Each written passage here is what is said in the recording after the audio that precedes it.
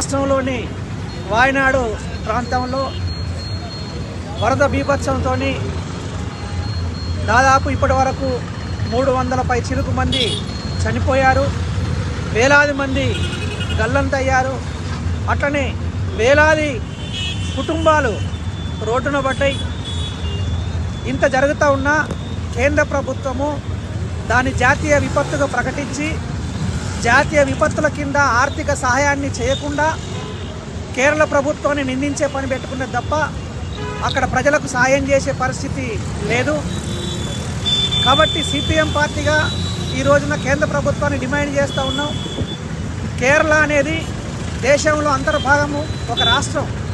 అలాంటి రాష్ట్రంలో ఇంత విపత్తు జరుగుతూ ఉన్న కేంద్ర ప్రభుత్వం నిమ్మకు నీరెత్తినట్టుగా ఉండడము బాధాకరము, సిగ్గుసేటు అని చెప్పి సందర్భంగా చెప్పదలుచుకున్నాం. వెంటనే కేంద్ర ప్రభుత్వం స్పందించి జాతీయ విపత్తుగా ప్రకటించాలని చెప్పి డిమాండ్ చేస్తూ ఉన్నాం. అలాగే సిపిఎం పార్టీ దేశవ్యాప్తంగా అన్ని పార్టీ శ్రేణులకు అన్ని జిల్లాలలో విరాళాలు సేకరించి ప్రజల దగ్గర నుంచి పంపించాలని చెప్పి పిలుపునిచ్చింది. ఆ పిలుపులో భాగంగా ఆదిలాబాద్ జిల్లా కేంద్రంలో ఇప్పుడు అందరి దగ్గర ప్రజల దగ్గర విరాళాలను సేకరించి వరద బాధితులకు పంపించేటటువంటి ప్రయత్నం చేస్తూ ఉన్నాం.